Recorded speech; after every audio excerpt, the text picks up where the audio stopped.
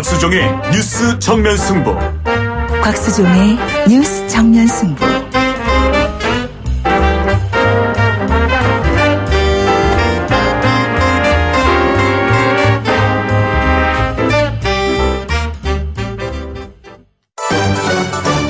김작이 묻고 곽박이 경제로 답한다. 주파수 94.5 YTN 뉴스 FM 곽수종의 뉴스 정면 승부 3부 시작하겠습니다. 김 작가 질문 주세요. 네, 김 작가입니다. 오늘 코스닥 지수가 10년 만에 800선을 돌파하고 792.74로 장을 마감했다고 하는데요. 네. 3주 만에 100포인트가 상승한 거라고 하더라고요. 네. 이렇게 코스닥 지수가 갑자기 상승한 이유는 뭔지 궁금하고요. 네. 코스닥 지수가 올라가면 주식시장에 좋은 건가요? 주식시장에는 좋죠. 장수가 올라가니까 장세가 이제 강하게 반전이 되었으니까 이제 문제는 방금 지적하셨잖아요. 이게 3주 만에 한 달도 안 된 상태에서 100포인트가 올라가 버렸거든요. 이제 그러면 문제가 되죠. 왜 문제가 되느냐. 갑자기 올라가야 될 이유가 없는데 너무 올랐다는 거거든요. 근데 갑자기 올라갈 이유가 없었나 찾아보니까 중소기업 벤처투자부 장관이 임명이 되시고 그 때문인지는 모르겠는데 앞으로 이 분야에 대한 투자를 늘리겠다 이런 이야기가 나오고요. 그게 다 4차 산업혁명과 인공지능과 관련된 거 아니겠어요? 그리고 우리 한국이 상대적인 경쟁력이 있다고 보는 바이오 산업에 대한 투자 확대 가능성. 이제 그 기대감으로 투자가 늘어났다라고 본다면 일시적인 3주 만의 급등이기 때문에 이거는 버블이다라고 볼 수가 있겠고 또 투기적인 부분이 분명히 들어있다라고 보겠죠. 그러면 지금 700에서 800선을 돌파하고 792대로 물러났다라고 하는 것은 조만간에 코스닥도 1000을 본다라는 거 아니겠어요? 근데 우리나라의 4차 산업혁명을 할 수 있는 그런 기술적 부분, 반도체를 제외하고 얼마나 많은 중소벤처기업부가 기업이 그 정도의 능력을 갖고 있을지는 정확하게 판단을 해야 된다. 그렇다 그러면 과연 800으로 가는 게 맞는가 틀리는가에 대한 분석이 있어야 되겠죠. 보통 우스갯소리로 그래요. 겨울이 되면은 조류독감이 많이 걸리잖아요. 그러면 이 양계 농가들에게는 죄송한 말씀인데 농담 삼아 코스닥 이래서 겨울철에는 코스닥 지수가 별로 안 좋다 이런 표현을 쓰거든요. 근데 이렇게 급등한 내용을 놓고 보면 당분간 코스닥은 뜨거운 시장이 될 가능성이 크다. 그 시장은 하지만 투기적 수요가 존재할 가능성이 있기 때문에 거품에는 주의하시라 이렇게 말씀드리고 싶네요. 지금 여러분께서는 경제학자 곽수종 교수가 진행하는 YTN 뉴스 FM 곽수종의 뉴스 정면 승부를 듣고 계십니다.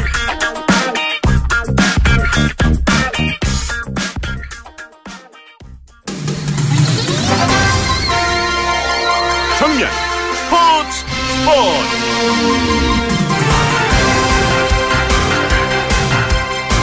네, 오늘 하루 있었던 스포츠 소식 정리해드리겠습니다. 중앙일보 박민 기자입니다. 안녕하세요. 네, 안녕하세요. 예, 독일에서 축구 보고 오셨어요? 네, 그 9일 동안 그 독일에서 축구를 보고 어제 돌아왔고요. 네. 또 그제 도르트문트에서 또 잉글랜드 토트넘 공격수 손흥민 선수가 또 유럽 챔피언스 리그에서 결승골을 넣은 경기도 또 운 좋게 보고 왔고요. 오, 예. 또 경기 후에 손흥민 선수 또 만났는데 또 네. 독일 취재진 수십 명에 둘러싸여서 네. 유창한 독일어와 영어로 인터뷰하는 모습을 보니까 또 한편으로는 또 자랑스럽기도 했습니다. 그렇군요. 우리 박민 기자께서는 이제 TV나 이런 쪽으로 그 중계나 이럴 가능성은 없나요? 중계하실 가능성은? 네.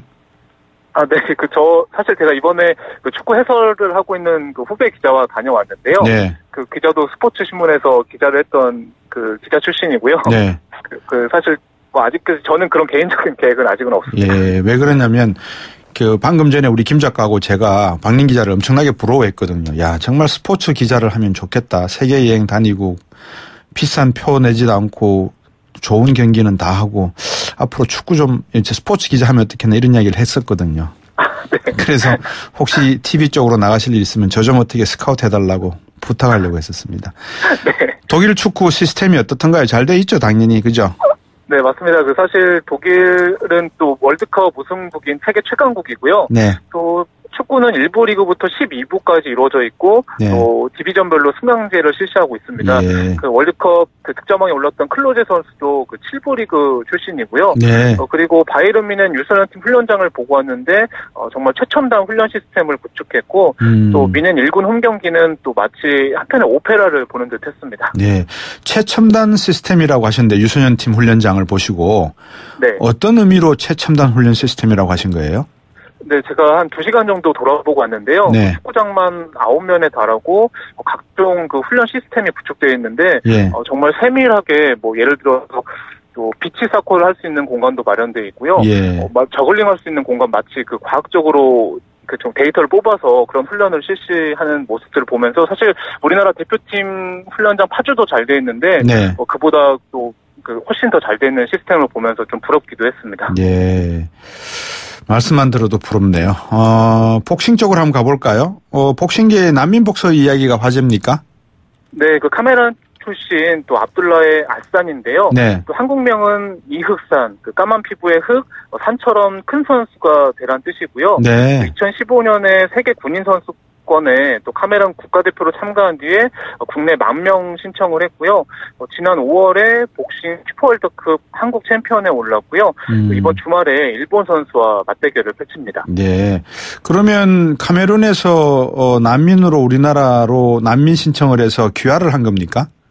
네, 일단은 사실 목숨을 걸고 이번에 한국에 난민 신청을 했고요. 네. 그 난민 신청을 받아들일 확률이 굉장히 낮은데 네. 또 본인이 언제 추방당할지 모를 두려움 속에서 또 샌드백을 두드렸다고 하고요. 네. 지난 7월에 그 난민으로 인정을 받았고 네. 본인이 또 인터뷰를 통해서 또 자신을 품어준 한국에서 또 챔피언의 꿈을 이루고 싶다. 또 이런 바람을 밝히기도 했습니다. 그렇군요.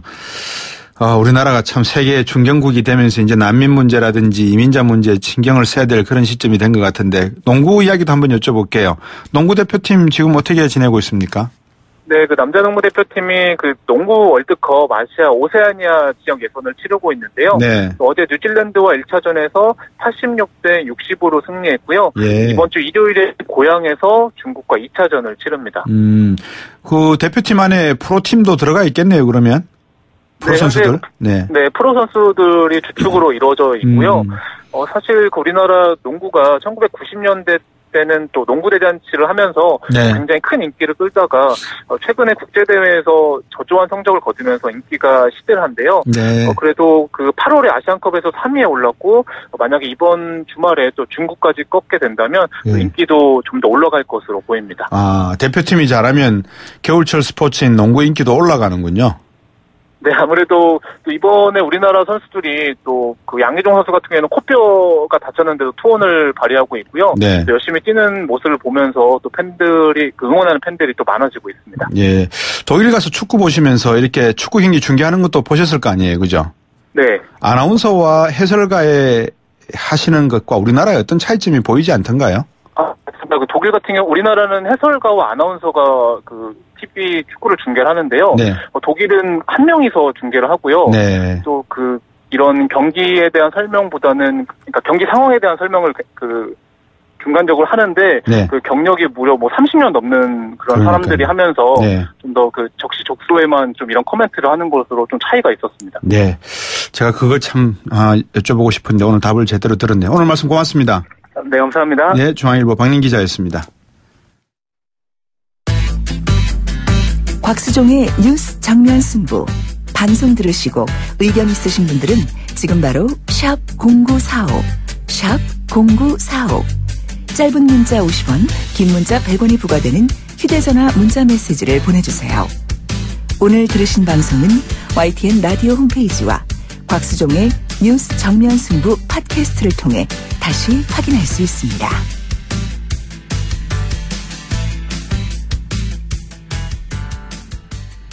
자, 이제 국민의당 이야기 좀 해볼까요? 이번 주 21일이었죠. 끝장 토론에 이어서 당 자체 여론조사도 실시하는 등 통합에 대한 안철수 대표 의지는 좀처럼 꺾이지 않는 것 같습니다. 이제 문제는 이 통합에 다른 생각을 갖고 계시는 당내 조직인 평화개혁연대가 계속 통합에 대한 다른 견해를 내고 계시는 것 같은데 국민의당 최명길 최고위원 전화 연결했습니다. 안녕하십니까? 네, 안녕하세요, 박사님. 네. 독일 잘 다녀오셨습니까? 갔다 온 지 한참 된 것 같아요. 그러십니까? 잊어버릴 정도입니다. 그렇습니까? 그만큼 바쁘셨다는 말씀인 것 같습니다. 오늘이 금요일이라는 사실을 깜짝 놀랐습니다. 예. 통합 관련 때문에 그렇겠죠, 더욱더? 예, 너무 정신이 산만하네요. 네. 왜 산만하신가요? 심란하신가요? 사실 밖에 알려진 것만큼 그렇지는 않은데, 네. 이제 워낙 인터뷰 요청도 많고, 기자들 전화도 많이 오고, 예. 지금 예산국회에서 이제 예결위원이거든요. 예. 예결위도 해야 되고, 그러니까요. 오늘 과방위 법안 상정도 하고, 오늘 본회의도 있었고, 예. 그러다 보니까 예. 어떻게 하루가 갔는지 모르겠습니다. 제가 그냥 보통 이제 들어가면 이제 의원님하고 이렇게 말을 나누면서 워밍업 좀 하고 기본을 좀 알아채고 그다음에 질문을 드리는 게 순서인데 바로 네네, 그냥 정면승부 걸겠습니다. 네. 안철수 대표의 정확한 생각은 뭡니까? 안철수 대표의 입으로 통합이 왜 필요한지 명확하게 통합을 하겠다라고 말씀하신 게 없는 듯한 내용들이 나오거든요. 맞습니다. 당장 통합으로 가자 이렇게 말한 적이 전혀 없고요. 예. 지금 얘기는 이제 우리 당과 바른정당 사이에 국민통합 포럼을 통해서 상당히 10차례 걸친 토론회를 하고 하면서 네. 정책 공조는 이미 진행이 되고 있고 또 그러다 보니까 이제 뭔가 상당히 지향점, 정책적 지향점이나 여러 가지 정책 면에서 유사한 데가 많구나 하는 거는 이미 확인이 됐어요. 그래서 네.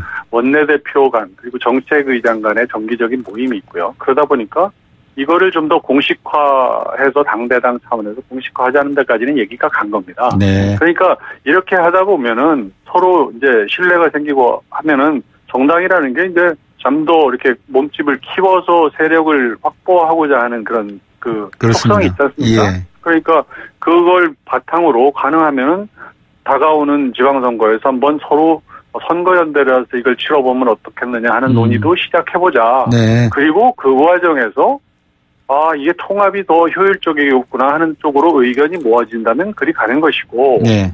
또 아니다. 그냥 선거연대선에서 이번 선거를 치르고 나서 그 다음을 보자라고 네. 하는 쪽으로 의견이 모아지면은 그 선에서 공조를 하는 거거든요. 그래서 안철수 대표도 그런 얘기를 하고 있는 겁니다. 네.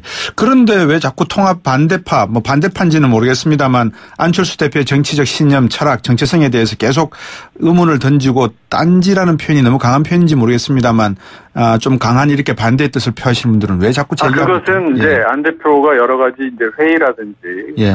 직접 만나서 이제 이야기를 하는 과정에서 예. 나 스스로는 여러 가지를 생각해 볼 때 가장 효율적인 연대는 통합이고 네. 그래서 통합으로 가서 이런 연대의 어떤 그런 정신이 있다면 통합으로 가는 것이 결국에는 맞다고 생각이 드는데 네. 여러분들 생각은 어떻습니까? 예. 하고 계속 의견을 묻는 과정이거든요. 네. 그러니까 대표가 나는 이렇게 생각을 한다. 나는 생각을 해보니까 이게 가장 효율적인 것 같다라고 네. 말을 하고 그렇지만 이게 어느 단계를 거쳐가야 될지 한번 의견을 물어보고 하니까 이 사람의 속마음은 결국 통합에 있고 그러다 보면 전격적으로 이렇게 유승민 대표랑 손붙잡고 통합을 갑자기 선언할 수도 있겠구나. 네. 이런 이 사실이 아닌 상정을 하고 지금 자꾸 대응을 하는 거거든요. 네. 근데 이제 방금 말씀 주셨다시피 안철수 대표는 여러분들의 의견을 듣는 과정이다라고 충분히 이해가 되는데 네네. 그러면서도 불구하고 그 의견을 나누는 과정에서 본인의 의중은 좀 감추고 가는 듯한 이런 인식들을 다른 분들께서 갖고 계시는 건 아닌가. 그래서 결국은 통합할 거지 않느냐. 박지원 전 대표나 이런 전동영 전 대표 같은 분들의 말씀은 생각은 마치 그렇게 통합을 강행할 거면서 우리들 앞에서는 안 하는 것처럼 이야기를 한다. 거짓말 많이 한다. 이런 이야기들을 하시는 것 같아요. 참 이 과정에서 보면은 이제 상대방의 말을 믿지 않기로 마음을 먹으면은 어떻게 말을 한다고 믿겠습니까? 예. 그런데 이제 문제는 나는 이렇게 생각하는데 제가 의견을 들어보고 어떤 많은 사람들이 원하는 바 그리고 이게 가능한 선을 찾아서 제가 하려고 합니다라고 얘기를 하면은 네. 이 사람 마음은 당장 하자는 건데 그러면 이렇게 하겠다는 거 아니야 하고 그렇게 전제를 하고 반대 논리를 펴시는 거거든요. 네. 그런데 얘기했지만 제가 아까 말씀드렸지만 이미 선거 정책 공조는 이루어지고 있고 네. 선거 공조를 한번 모색해 보자는 것도 상당히 다수가 그런 의견을 갖고 있기 때문에 거기까지 한번 가보자. 네. 그리고 그 과정에서 어떻게 될지 모르지 않습니까? 정치라는 것은. 그럼요. 예, 선거 공조 논의를 하다 보면 이렇게 공조 논의를 하다가 보니까 예. 선거 대책을 제대로 못 세우겠구나 그러면 빨리 통합을 해가지고 이걸 치르는 게 낫겠다라고 하는 쪽으로 의견이 흘러갈 수도 있고 네. 거기까지는 가기 어렵겠구나. 이 선에서 공조를 하면서 치러보자 이렇게 갈 수도 있는 거 아닙니까? 예. 그러니까 누구도 알 수 없는 그런 상황인데 중요한 것은 연대 노력을 한번 해보자, 확대해보자 이런 겁니다. 예. 이 상황은. 어떻게 표현을 해야 될지 모르겠는데 의견을 지금 듣고 다니신다는 말씀을 주셨는데. 그렇죠. 어제 네. 원외위원장들과 간담회가 있으셨습니까? 네, 그렇습니다. 거기서 지금 그 방송에서는 표현할 수 없는 비속어로 막말 논란이 지금 뜨겁다는 건데요. 이게 통합에 반대하는 원외지역위원장 협의회장에게 뭐 발끈하신 말씀을 하신 내용이에요? 뭐 어떻게 된 일입니까? 뭐 그런 유사한 일이 있었던 것 같기는 합니다. 저도 네. 아까 다른 분한테 이제 당시에 참석한 분한테 전화 전해들었는데 네. 그 원외위원장 그 분이 뭐 아시겠지만 약간 원외위원장 협의회 전체를 대표한다기보다는 네. 그 중에서 원외위원장들이 한 190명 정도 이렇게 된다고 치면요. 예. 그분 중에서 솔직히 말해서 한 3, 40분 정도를 규합을 하신 분인데. 예. 그분이 이제 이 통합을 반대하시는 분들 그룹에 이제 그 의견을 이렇게 주로 반영하면서 다니시는데 어제 이제 전체가 모인 자리에서 흐름이 통합을 찬성하는 쪽으로 이렇게 흘러가니까 이분이 거기에서 조금 매너를 지키지 못한 행동을 했다고 해요. 그래서 얘기에 들어보면은 막 종이를 흔들면서 뭐 분위기 좋네, 뭐 통합으로 가시지 뭐 해가면서 야지 놓는 발언을 이렇게 계속 하셔서 거기서 좀 마찰이 있었답니다. 다른 위원장들하고. 그리고 난 이후에 이제 안철수 대표한테 다가와서 그런 말을 또 하니까 안철수 대표가 좀 무슨 말을 하려고 하다가 항의의 말을 하려고 하다가 그냥 멈췄다고 합니다. 예. 이미 보도가 돼가지고 나오는데 그런 모양이네요. 그런 것 같습니다. 전혀 그게 그분이 몰고 가려고 하는 어떤 무슨 여성 비하 발언이다 이런 거는 전혀 그런 맥락이 아니고요. 그러니까 지금 이제 좀처럼 화를 내지 않는 사람인데요. 그럼요.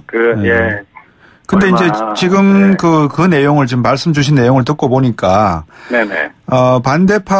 반대라는 그러니까 통합에 다른 의견을 갖고 계시는 분들이 안철수 대표의 통합으로 가려는 생각을 거의 지금 확실히 믿고 가는 거 아닌가. 이제 그래서 거기에 대한 어떤 반대 의견을 제기하는 상황인 것 같은데 여러 가지 지속적으로 그렇게 하고 있습니다. 예, 그 중에 이제 몇 가지가 있습니다. 첫째는 바른정당과의 어떤 안보적 관점에서 정체성이 다르다는 측면이 하나가 있고요. 두 번째는 유승민 의원이 국민의당 안에 호남 분들에 대한 어떤 비하 발언인가요? 어떤 다른 의견 발언을 하신 게 한 부분이 차지하는 것 같고요. 아니 비하 발언한 것도 없고 햇볕 정책을 부정한 것도 없습니다. 그런데 그걸 이제 유승민 대표가 이제 중앙일보 인터뷰에서 한 발언이 그게 이제 문제라는 건데 그 발언의 핵심은 이겁니다.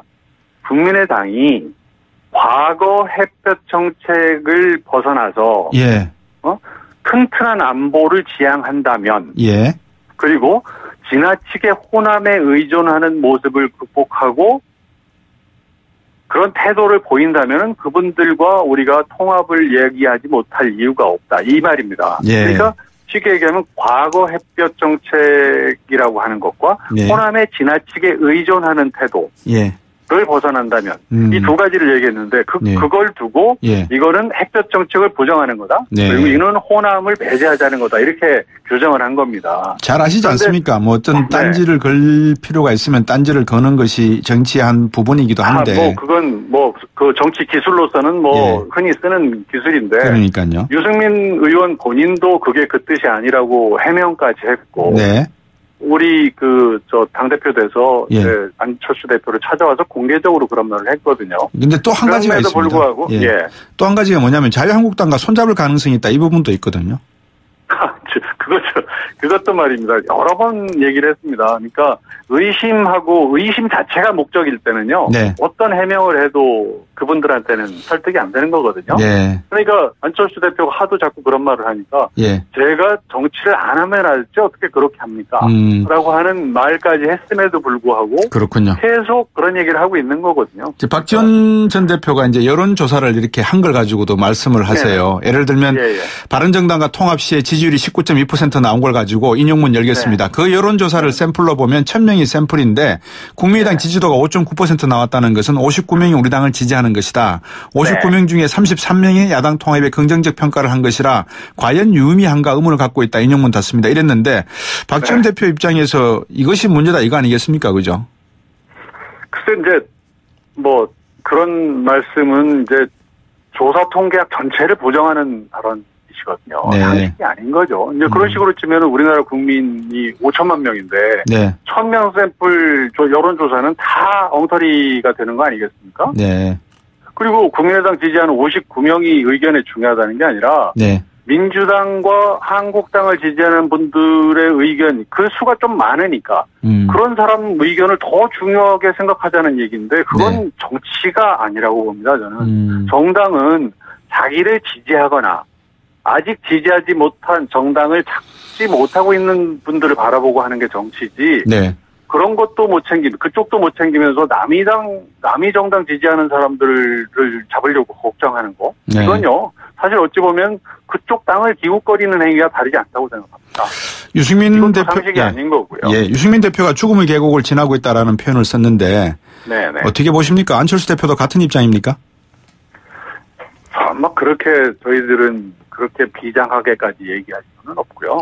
유승민 대표도 나름대로 이미 20명 중에서 9명이 빠져나가는 그런 아픔을 겪었지 않습니까? 이제 그러다 보니까 이분도 이른바 보수개혁이라는 걸 명제로 하고 움직이다가 결국은 이제 중도개혁의 수치로 국민의당과 한번 손을 잡아봐야 되겠다라고 하는 결심을 한 거기 때문에 이 변신은 자신에게는 굉장히 위험한 정치적 어떤 도전을 하는 거 아니겠습니까? 그런 의지를 표현하는 것이고요. 국민의당 안에서 지금 펼쳐지고 있는 상황은 죽음의 계곡을 건넌다라고 하는 그렇게 비장하게 표현할 만한 상황도 아니라고 생각합니다. 조금 전에 읽어드린 그 설문조사 내용은 국민의당 싱크탱크인 국민정책연구원이 지난 18일, 19일 여론조사 회사 리서치앤리서치에 의뢰해서 전국 19세 이상 1,050명 대상으로 전화면접 조사 실시했고요. 표본 오차 95% 플러스 마이너스 3%포인트, 응답률 11%, 그리고 자세한 내용은 중앙선거 여론조사 12위원회 홈페이지 참고하시면 되겠습니다. 바쁘신 가운데 전화 연결해 주셔서 감사하고요. 간혹 전화 연결해서 말씀 듣겠습니다. 고맙습니다. 네, 기회 주셔서 고맙습니다. 네, 국민의당 최명길 최고위원이었습니다. 4부에서 세금 도둑 잡겠습니다.